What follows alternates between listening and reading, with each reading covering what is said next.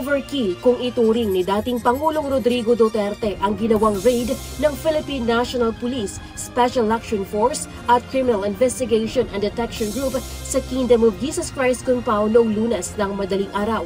Ayon sa dating Pangulo, bagamat may dalang warrant of arrest, wala namang ipinakitang search warrant ang mga pulis sa mga pinasok nilang property ng religious leader. Kaya bilang itinalagang administrador ng mga nasabing property, responsibilidad niya na kumilos at magsampa ng kaukulang hakbang. Bunsod nito, ipinahahandanan niya ang affidavit ng lahat ng mga umano'y na agrabyado at natroma sa insidente. Gayon din ang inventory ng mga gamit na nasira. Mabigat man sa kanyang loob ang gagawin, kailangan niyang kumilos laban sa lahat ng responsable sa anyay iligal na pagsalakay.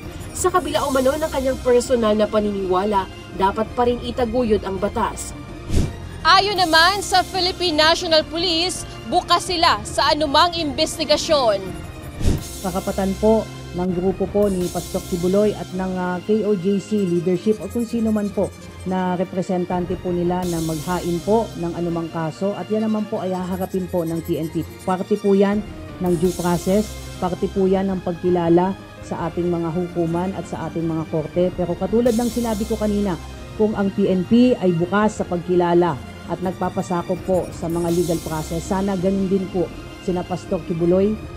Samantala, sinampahan na ng kasong obstruction of justice, illegal possession of bladed, pointed or blunt weapons at disobedience to persons in authority ng Police Regional Office 11 ang 6 na miyembro ng KOJC.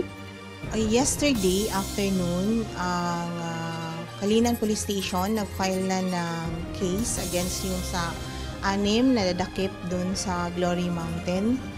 Ang mga ito ay sinasabing nanlaban umano sa mga pulis na magsisilbi sana ng warrant of arrest sa Glory Mountain sa Barangay Tamayong, Davao City. Ayon sa Piero 11, sinabi ng PNP ang kanilang pakay pero hindi sila pinapasok ng mga supporters ni Kibuloy kaya sinira nila ang gate ng compound. Nang makapasok na ang mga pulis, hinarang din nila at inatake gamit ang mga patalim. Nakuha sa kanila ang 17 bolo at 2 improvised marble gun. During sa pag-serve ng warrant of arrest, they resisted and then inattack nila yung mga police officers na pumasok sa area while using their bladed weapons. Yung mga bolo, itak. Lelay Moreno, UNTV News and Rescue. Diyos ang aming sandigan, serbisyo publiko ang aming pinahahalagahan.